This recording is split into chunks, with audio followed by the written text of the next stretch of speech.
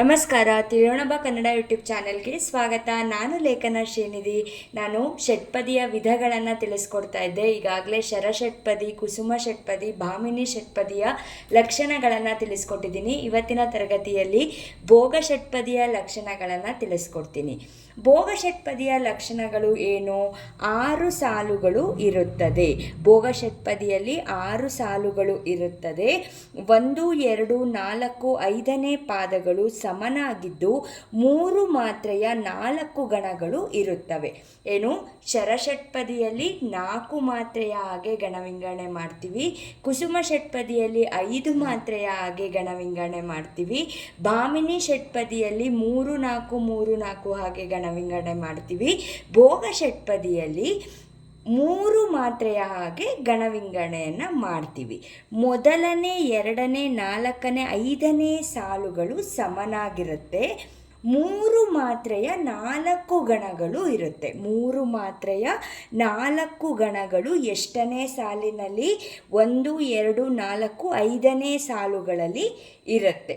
1, 2, 4, 5ನೇ ಸಾಲುಗಳು ಸಮನಾಗಿದ್ದು 3 ಮಾತ್ರೆಯ ಎಷ್ಟು ಗಣಗಳು? 3 ಮಾತ್ರೆಯ 4 ಗಣಗಳು ಇರುತ್ತೆ. ಗೊತ್ತಾಯ್ತು ಅಲ್ವಾ? 3 ಮತ್ತು 6ನೇ ಪಾದಗಳು ಸಮನಾಗಿದ್ದು 3 ಮಾತ್ರೆಯ 6 ಗಣಗಳಿರುತ್ತವೆ. 3 ಮತ್ತು 6ನೇ ಸಾಲುಗಳು ಸಮನಾಗಿರುತ್ತೆ. 3 ಮಾತ್ರೆಯ 6 ಗಣಗಳು ಇರುತ್ತೆ. 3 ಮಾತ್ರೆಯ 6 ಗಣಗಳು ಇರುತ್ತೆ. 1, 2, 4, 5ನೇ ಪಾದಗಳಲ್ಲಿ 3 ಮಾತ್ರೆಯ 4 ಗಣಗಳು ಇರುತ್ತೆ. 3 ಮತ್ತು 6ನೇ ಸಾಲುಗಳಲ್ಲಿ 3 ಮಾತ್ರೆಯ ಎಷ್ಟು ಗಣಗಳು? 6 ಗಣಗಳು ಇರುತ್ತೆ. ಇದು ಭೋಗ ಷಟ್ಪದಿಯ ಲಕ್ಷಣಗಳು. ಉದಾಹರಣೆ ನೋಡೋಣ. ನೋಡಿ, ಭೋಗ ಷಟ್ಪದಿಗೆ ನಾನು ಮುಪ್ಪಿನ ಷಡಾಕ್ಷರಿ ಅವರು ಬರೆದಿರ್ತಕ್ಕಂತಹ ತಿರುಕನ ಕನಸು ಅನ್ನುವಂತಹ ಪದ್ಯವನ್ನು ಬರೆದಿದ್ದೀನಿ. ಮೊದಲು ಇದಕ್ಕೆ ಲಘುಗುರುವನ್ನು ಹಾಕೋಣ. ಲಘುಗುರು ಹಾಕೋದು ಹೇಗೆ ಸುಲಭವಾಗಿ ಅಂತ ನಾನು ವಿಡಿಯೋ ಮಾಡಿ ಹಾಕಿದ್ದೀನಿ. ದಯವಿಟ್ಟು ಆ ವಿಡಿಯೋ ನೋಡಿಲ್ಲ ಅಂದರೆ ಆ ವಿಡಿಯೋ ನೋಡಿ ಲಘುಗುರುನ ಸುಲಭವಾಗಿ ಹೇಗೆ ಹಾಕೋದು ಅಂತ ತಿಳಿಸ್ಕೊಟ್ಟಿದ್ದೀನಿ.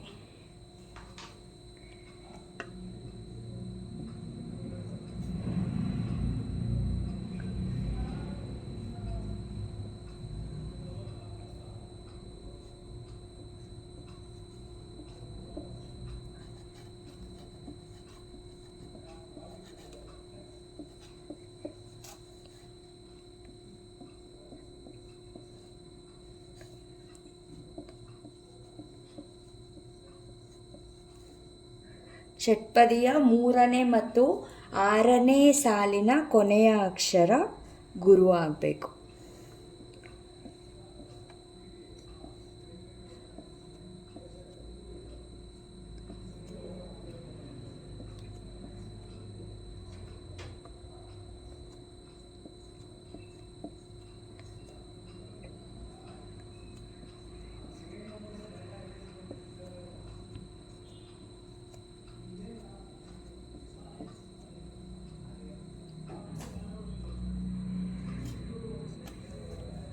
ನೋಡಿ, ಇವಾಗ ಏನು? ಭೋಗ ಷಟ್ಪದಿಯಲ್ಲಿ 3 ಮಾತ್ರೆಯ ಹಾಗೆ ಗಣವನ್ನು ವಿಂಗಡಣೆ ಮಾಡಬೇಕು. ನೋಡಿ, 1, 2, 3, 3, 3, 3, 3, 3, 3. ಇದಕ್ಕೆ 2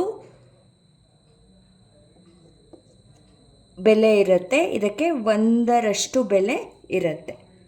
3, 2, 3, 3, 3, 3, 3, 3, 3, 3, 3, 3, 3, 3, 3, 3, 3, 3, 3, 3. ಏನು? ಭೋಗ ಷಟ್ಪದಿಯ ಮೊದಲನೇ ಲಕ್ಷಣ 6 ಸಾಲುಗಳು ಇರಬೇಕು. 6 ಸಾಲುಗಳು ಇದೆ ನೋಡಿ. 1, 2, 3, 4, 5, 6. ಏನು? 1, 2, 4, 5ನೇ ಪಾದಗಳು ಸಮನಾಗಿದ್ದು 3 ಮಾತ್ರೆಯ 4 ಗಣಗಳು ಇರುತ್ತೆ. 1, 2, 4 ಮತ್ತು 5ನೇ ಸಾಲುಗಳಲ್ಲಿ 3 ಮಾತ್ರೆಯ ಎಷ್ಟು ಗಣ ಇರುತ್ತೆ? 4 ಗಣ ಇರುತ್ತೆ. ನೋಡಿ 1 2 3 4, 1 2 3 4, 1 2 3 4, 1 2 3 4, ಸರಿನಾ? 1 2 4 5ನೇ ಪಾದಗಳಲ್ಲಿ 3 ಮಾತ್ರೆಯ 4 ಗಣಗಳು ಇರುತ್ತೆ. ಮತ್ತು 3 ಮತ್ತು 6ನೇ ಸಾಲುಗಳಲ್ಲಿ 3 ಮಾತ್ರೆಯ ಎಷ್ಟು ಗಣ ಇರಬೇಕು? 6 ಗಣ ಇರಬೇಕು. ನೋಡಿ 1 2 3 4 5 6 ಗಣ ಮತ್ತು 1 ಗುರು ಇರಬೇಕು. ನೋಡಿ 1 2 3 4 5 6 1 ಗುರು.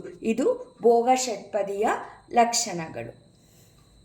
ನೋಡಿ ಭೋಗ ಷಟ್ಪದಿ ತುಂಬ ಸುಲಭ. ಭೋಗ ಷಟ್ಪದಿಯಲ್ಲಿ ಮೊದಲನೇ, 2ನೇ, 3ನೇ ಮತ್ತು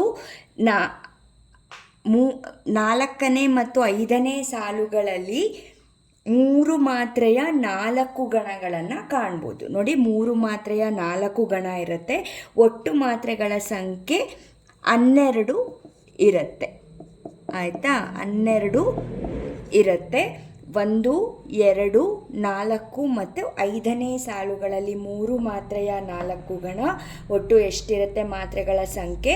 12 ಇರುತ್ತೆ.